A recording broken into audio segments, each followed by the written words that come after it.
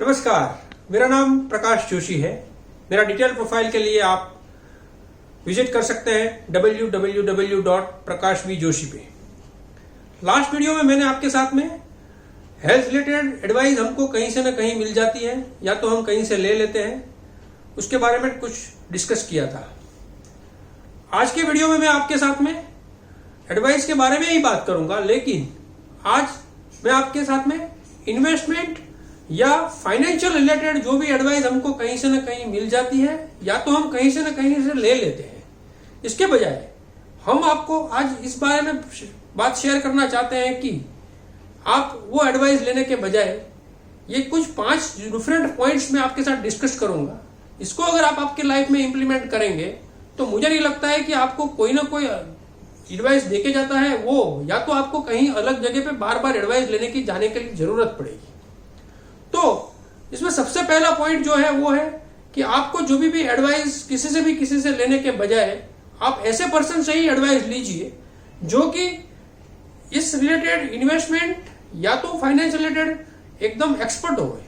उसके पास इसके रिलेटेड पूरा नॉलेज हो। दूसरा, इसके पास डिग्री होना चाहिए। और तीसरा, ऐसे ही पर्सन के पास में आपके पास एक्सपीरियंस होना चाहिए। और ये अगर 3 चीज जिसके पास है उसके साथ अगर आप जोड़ के अगर आपका कोई इन्वेस्टमेंट या फाइनेंशियल प्लानिंग करेंगे तो फिर आपको दूसरे किसी की एडवाइस के ऊपर डिपेंड रहना नहीं पड़ेगा और आपको कहीं और एडवाइस लेने को जाने की जरूरत भी नहीं पड़ेगी। ऐसा हो सकता है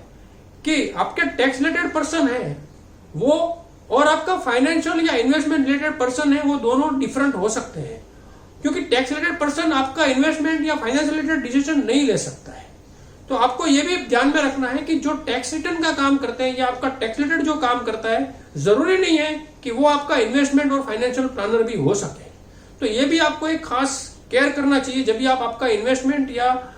फाइनेंशियल प्लानिंग कर रहे हैं। तो दूसरी बात आपको ख्याल में रखना चाहिए वो है कि आप आपका इन्वेस्टमेंट का जब भी कोई प्लानिंग करें तो किसी से भी कंपेरिजन मत करिए, क्योंकि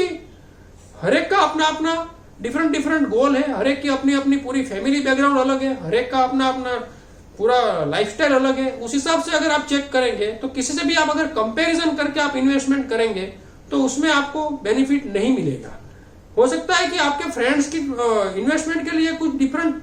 गोल हो सकता है, उसका कुछ डिफरेंट बात है, उसका सोच के आप इन्वेस्टमेंट करेंगे या आपका कोई रिलेटिव के हिसाब से आपका इन्वेस्टमेंट कर दिया तो हो सकता है कि आपको फ्यूचर में ऐसा हो सके कि आपको पछतावा ही हो जाए। तो कभी भी किसी से कंपैरिजन करके भी कोई इन्वेस्टमेंट नहीं करना चाहिए। तीसरा इंपॉर्टेंट पॉइंट वो है कि कभी भी इन्वेस्टमेंट या फाइनेंशियल प्लानिंग करेंगे तब आप किसी को भी ऐसा शोषा करने के लिए अपने ग्रुप में या अपने फैमिलीज में या अपने कोई फ्रेंड सर्कल में और ऐसा कोई किसी को भी दिखावा करने के लिए आप अगर कोई इन्वेस्टमेंट कर दिया कि भी मैंने इतना बड़ा काम किया है, मैंने ऐसा कर दिया, मैंने वैसा कर दिया, ऐसा अगर काम करेंगे तो आपको फ्यूचर में पछतावा हो सकता है। और इवन अब आपका ईगो सेटिस्फेक्शन के लिए भी कोई भी इन्वेस्टमेंट मत करिए, क्योंकि ऐसा हो सकता है कि आप ये सब चीज आप आपके शोषा के लिए किया या आपने आपके ईगो सेटिस्फेक्शन के लिए किया। हो सकता है कि शॉर्ट टाइम के लिए वो आपको अच्छा भी लगे, शॉर्ट टाइम के लिए वो आपके नजदीक के लोग आपको वाह वाह भी कर सकते हैं, लेकिन बाद में जब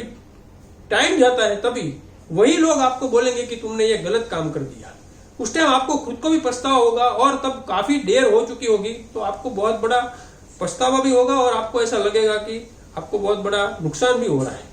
तो ऐसा कोई इन्वेस्टमेंट का काम किसी से भी ईगो सेटिस्फेक्शन के लिए या तो कंपैरिजन करने के लिए या तो हम किसी को शोषा करने के लिए नहीं करना चाहिए। इसके बाद में और एक इंपॉर्टेंट चीज है वो है इन्वेस्टमेंट या फाइनेंस रिलेटेड चीज के लिए ये न्यूज चैनल के ऊपर या कोई न्यूज़पेपर के ऊपर या सोशल मीडिया के ऊपर जहां पे आजकल बहुत सारी एडवाइस हमको मिलती रहती है उसके ऊपर डिपेंड रह के कोई भी आप इन्वेस्टमेंट का काम मत करिए, क्योंकि उसमें जो आता है वो एक जनरल आता है, उसको आपको पर्सनलाइज कुछ नहीं होता है। तो आप उसको अगर जनरलाइज को आप अगर अपने इंप्लीमेंट कर दोगे वो आपको पछतावा हो सकता है। तो कभी भी इसके ऊपर डिपेंड रह के कोई इन्वेस्टमेंट प्लानिंग नहीं करना चाहिए। और उसके बाद में एक और इंपॉर्टेंट चीज है जो 5वें नंबर पे है वो है आपका इन्वेस्टमेंट या फाइनेंशियल प्लानिंग, वो है आपकी प्रायोरिटी आप खुद डिसाइड करिए, क्योंकि प्रायोरिटी आपको खुद को मालूम है। प्रायोरिटी आप अगर आपके ब्रदर की या आपके कोई रिलेटिव की या आपके कोई फ्रेंड्स की डिफरेंट ही होगी, उसके कंपैरिजन के साथ में या उसके जैसे आप अगर प्रायोरिटी आप आपकी डिसाइड करोगे तो भी आपको प्रॉब्लम होगा। प्रायोरिटी यानी कि आपको यह डिसाइड करना है कि मुझे मेरे फैमिली की हेल्थ प्रोटेक्शन के लिए क्या करना चाहिए, कितनी प्रायोरिटी के हिसाब से इन्वेस्टमेंट करना चाहिए, आपकी फैमिली को प्रोटेक्ट करने के लिए क्या इन्वेस्टमेंट का प्लानिंग करना चाहिए, आपकी खुद की बिजनेस की या आपकी लायबिलिटी को प्रोटेक्ट करने के लिए क्या इन्वेस्टमेंट करना चाहिए, आपका अगर और कोई गोल है फ्यूचर का उसके लिए क्या इन्वेस्टमेंट करना चाहिए, आपका अगर कोई टैक्स प्लानिंग है उसके लिए क्या इन्वेस्टमेंट करना चाहिए, आपका कोई रिटायरमेंट का प्लानिंग है या आपका कोई चिल्ड्रंस के कोई अगर रिलेटेड प्लानिंग है तो उसके लिए मुझे कितना इन्वेस्टमेंट करना चाहिए। ये सब प्रायोरिटी आप आपकी खुद डिसाइड करिए और ये प्रायोरिटी डिसाइड करने के बाद आप आपके फाइनेंशियल और या इन्वेस्टमेंट कंसल्टेंट है उसके साथ में आप डिस्कस करके अगर आप प्रायोरिटी के हिसाब से आप इन्वेस्टमेंट करेंगे न तो आपको किसी की एडवाइस लेने की जरूरत पड़ेगी, न किसी ने आपको एडवाइस दी वो एडवाइस आपको लेने की जरूरत पड़ेगी। तो ये छोटे छोटे पॉइंट्स मैंने आपके साथ में जो डिस्कस किए हैं वो अगर आपको अच्छा लगा है तो आप आपके